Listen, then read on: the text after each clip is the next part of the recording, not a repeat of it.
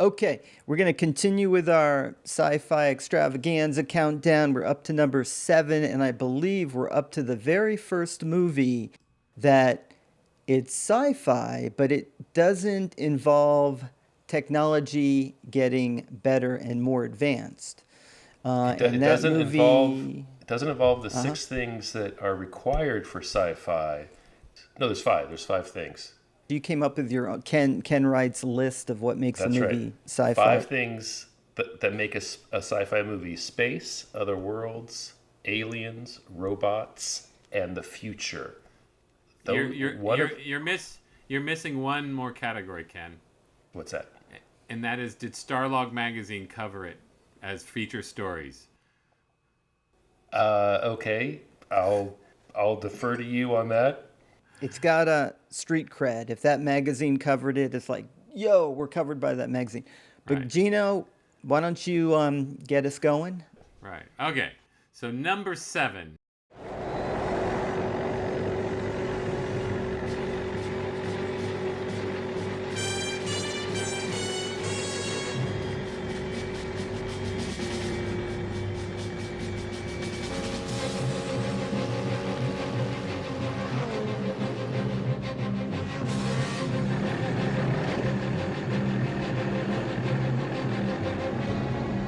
So number 7 is The Road Warrior. Like Star Trek 2, this is also a sequel to in this case, not a little scene movie, because Mad Max was a big hit in Australia, but nobody in the U.S. had seen a movie called Mad Max, where a police officer named Max Rockatansky loses his wife and child and his soul in the fight against those who would try to break down society. The sequel, titled The Road Warrior, only in the US because American audiences hadn't seen Mad Max, was called Mad Max 2 to everybody else but us. This time, the Oh, stakes are raised, and we find out there was a massive world war, and the Earth's resources are depleted. Parenthetically, Ken, that makes for science fiction.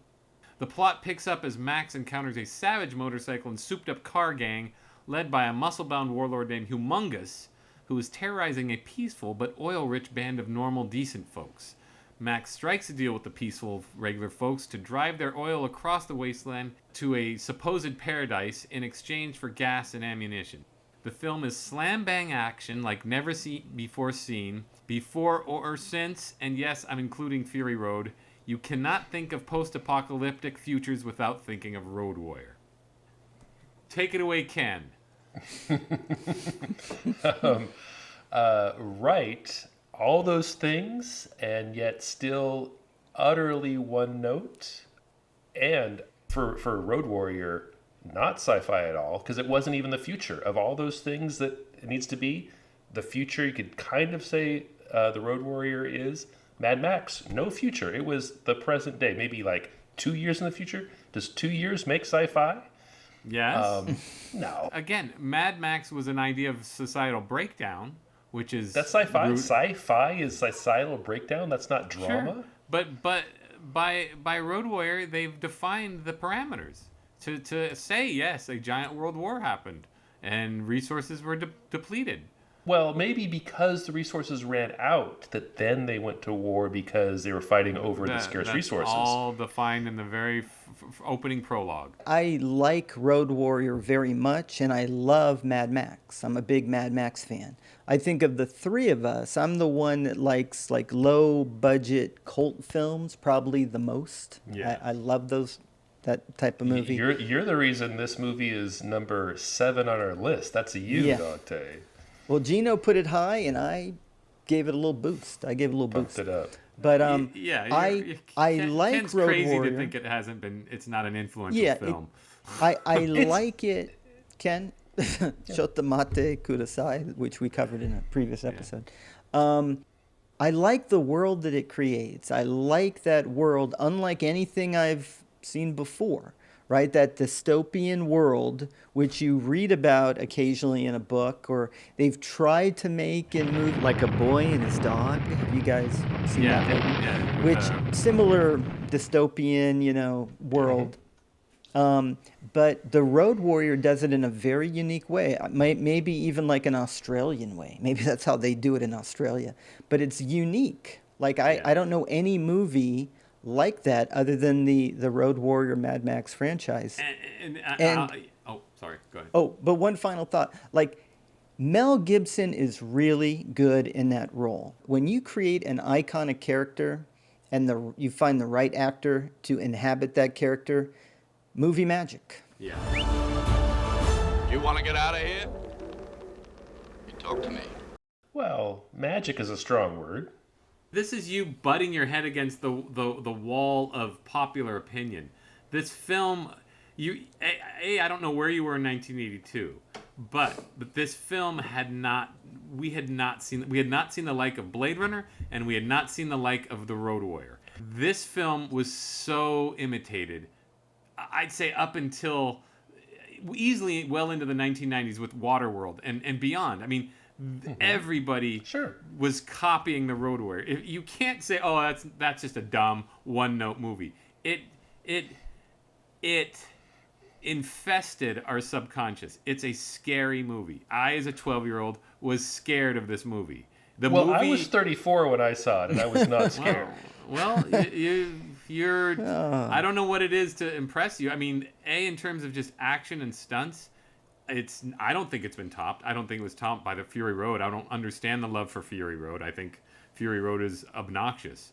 I think Road Warrior is organic.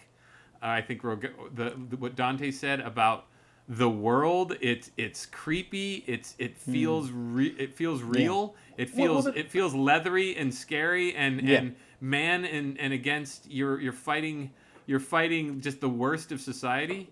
George Miller and Byron Kennedy had no idea why this movie became a hit. I said, I don't understand why this film worked so well in Japan.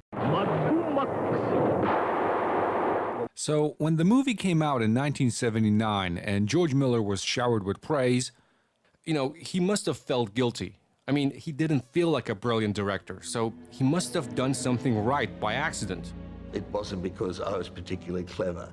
So I felt like I dodged a big bullet, and I felt I really need to understand a number of things.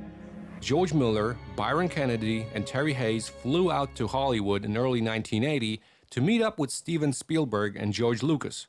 During their meeting, Miller was complaining that he didn't get why Mad Max became a worldwide hit, and apparently George Lucas then just pulled out a book written by Joseph Campbell, and he said, "Hey, I used this when making Star Wars." It is the inward aspect of the human body, which is essentially the same all over the world, with the same organs, with the same instincts, with the same impulse systems, with the same conflicts, the same fears. It's like we carry story patterns in our DNA, and we are bound to repeat them. So a myth told 1,000 years ago by some now extinct civilization might show up again.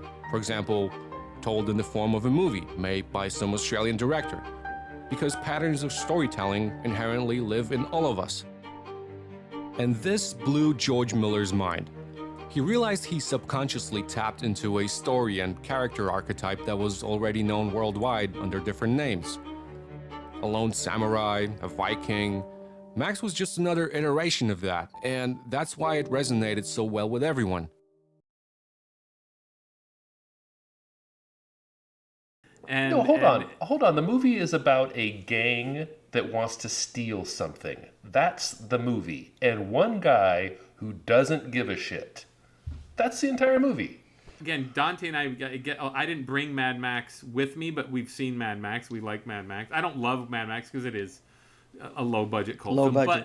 But you're bringing... But The Road Warrior sets it up. You know he lost his wife and child. You know that from the prologue. They brilliantly showing the square aspect ratio of the first film, and then it just... I love how it just expands into the new big-budget world of the Road Warrior. The best thing about the Road Warrior is the wide screen it's got. It's fantastic. Well, it's the best thing about the Road Warrior is the entire movie, Ken. It is go. It's cars chasing cars. Yeah, so you want a good movie? Smokey and the Bandit. There's a good cars chasing cars movie.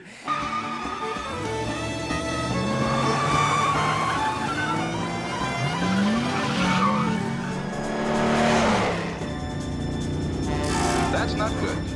Why don't you just drop me off here? I'll catch a cab. Too late now.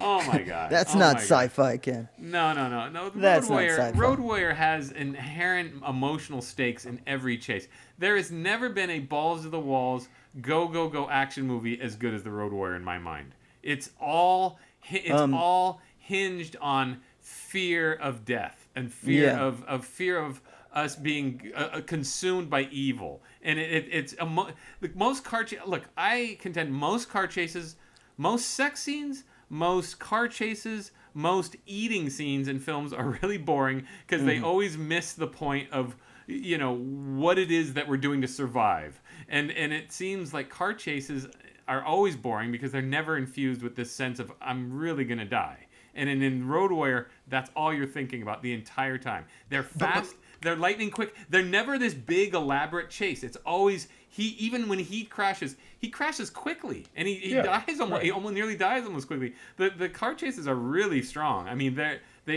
don't think they've been topped. Yeah, Well, Ken, can I go and Sure. then I'll let Yeah. you go. I just wanted to pick up on that. I found the car chase scenes really well done, and not just really well done, unlike any other car chase. I've never seen filming like that, and I kind of combine Mad Max with Road Warrior. I think of them as kind of like one entity, like Godfather 1 and Godfather 2. Yeah. And it's just filmed, and there are camera angles, and it looked dangerous, right? I watched it a week ago, and I'm like, that looked dangerous, like filming those scenes. You can run, but you can't hide.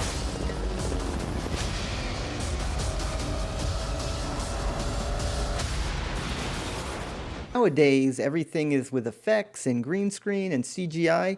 They didn't have any of that with Road Warrior.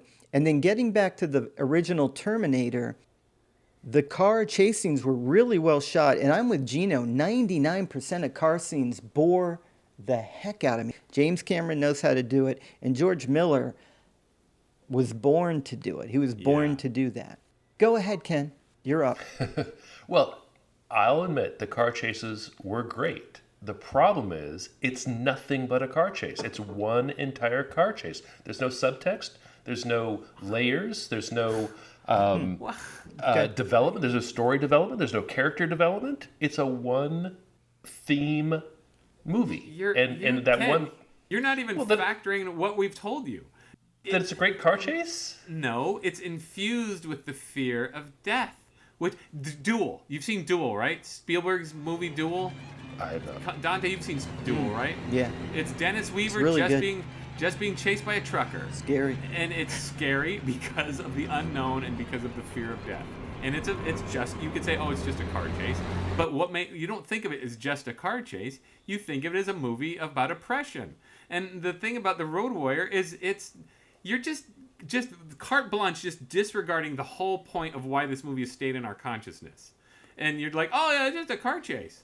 Yeah, well, Star Wars is just a sword fight. I mean, no, but that's not true. But Alien is infused with the fear of death. Let's get back to Road Warrior. It's all about, we're going to run out of resources, and it's going to be every man for himself. And that's what's infusing this story. And you go, oh, it's just a big long car chase. But it's not. a simple story. It's a simple story. As I said, that you were mocking me. It's deliciously simple. It's the Old West, and he's the outlaw. He's the mercenary who doesn't give a shit because he's lost everything. And the movie is about Max getting his humanity back. Can I give myself the last word? Am I allowed to do that? Okay. Absolutely. Dante, you've got the last word.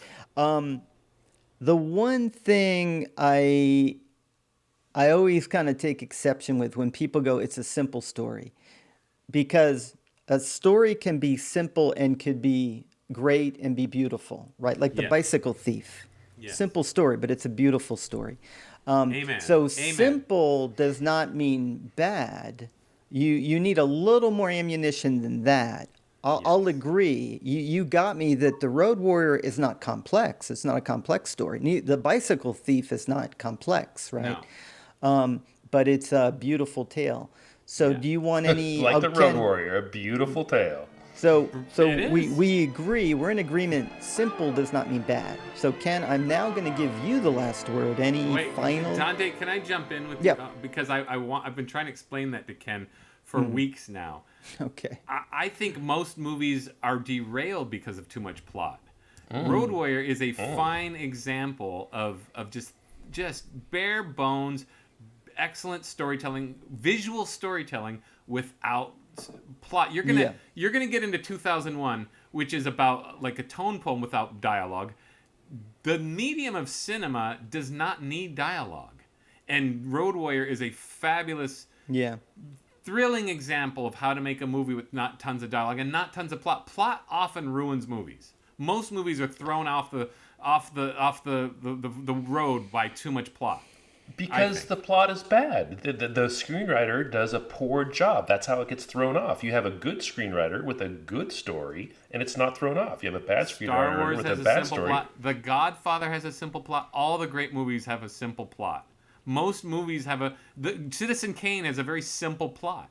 You know, Well, every movie can be broken down to being simple. Yes, but when as you we'll get see, into, when you get into movies that kind of suck, it's like I just reviewed Star Trek V. It's because their plot goes all over the place, and they haven't honed it down to the basic. Well, what's interesting about this story? Road Warrior is the finest example of just a scary, like fight for your life, and that's it. Yeah, it's survival, but it's also Max kind of being brought back into the fold of humanity, and he's fighting it because he doesn't want the pain. He's lost everything. He doesn't want the pain, and they're all sort of like, you're stupid, Max. You're really stupid. You're going to be one of it's either you're going to be good or you're rabble. Again, as somebody from a spiritual context, it's really a struggle between good and evil.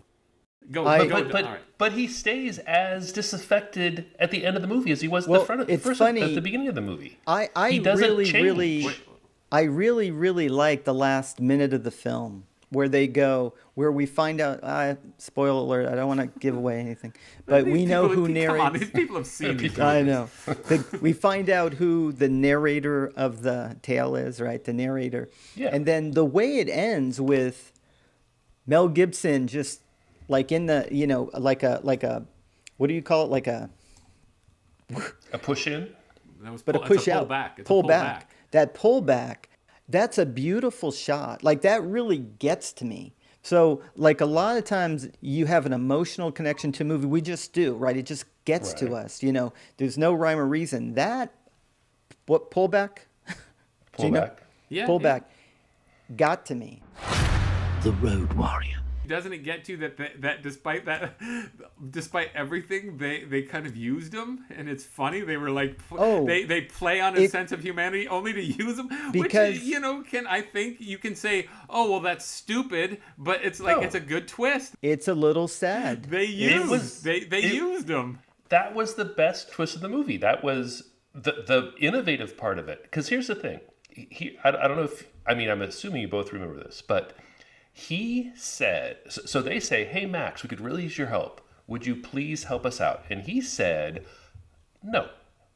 And he got on his little car, and he drove out of the little compound, and he drove away, and all the bad guys converged on him, and they kicked his ass. And then the sidekick comes to his rescue and picks him up and brings him back to the compound. And they say, hey, Max, we could really use your help. What do you think? And he's already had his ass kicked. He hasn't, and he says, well, I've got zero other options. I did have a car. I was going to leave. I was just going to be on my own. But now here I am back it's Groundhog Day. I'm back here again. I guess I don't have a car anymore. I guess all I can do is drive your truck. So sure, I'll drive your truck. And then what happens after he drives his truck? Now, Newt leads the clan. The helicopter guy, the sidekick, he has a wonderful relationship with that girl that he's been courting, and he's in the new clan as well. Where's Max? Max is nowhere to be found. He did not evolve to think, gee, this community is beneficial to me. He took off.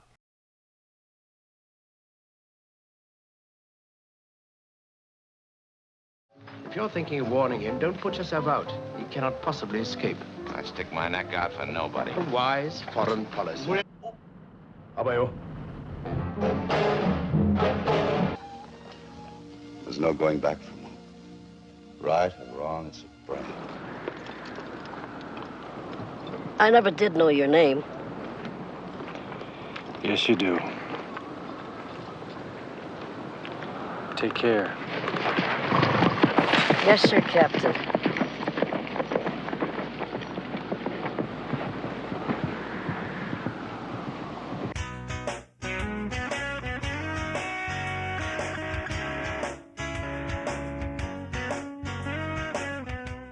He was used, and but he's still in the end was the guy who brought them to. He was the diversion they needed to go to salvation. Right? Yeah. It's still. Yeah. Okay. He had no choice, or he's faced with little choices. But in the end, I don't know who you're talking about. Newt. Who's Newt? Ken's hung up on Alien. You're confusing. Hung your up on movies. Alien. Oh, Right, I'm sorry. Aliens. Who's the boomerang guy? He's the feral kid. Yeah, the feral kid. Okay, but the feral kid I thought you ends were up talking about leading. Aliens. No. I'm sorry. It's the feral kid. Nope. The feral kid is with Mad Max, and he ends up leading the tribe. The feral kid. So Max and the feral kid were there together, and the helicopter guy. The three of them were there together. The feral kid and the helicopter guy goes to the promised land and leads a good life. They weren't as used as Max. I mean, Max was used, and which is a brilliant play by the leaders of the clan. But the other two people were in just as much risk and got just as chagrined as Max. But they went and they led the tribe, and Max got the hell out. So okay, do we feel like we covered it all? Gino, last word, or you feel pretty good? Yes, the Ken doesn't feel the story. He takes it too literally. To me, it's a nightmare vision, and one that obviously survived many films. So I think, what more is there to say? Ken's not feeling it. Ken, you're wrong. You wanna? Ken, you're wrong. Ken is wrong. Okay. Well, I'll just contrast Mad Max. We're wrapping up. Do you want to save it before my computer freezes? We're going to contrast Mad Max with the next 6 films on our list. Okay. And we're gonna see some great filmmaking.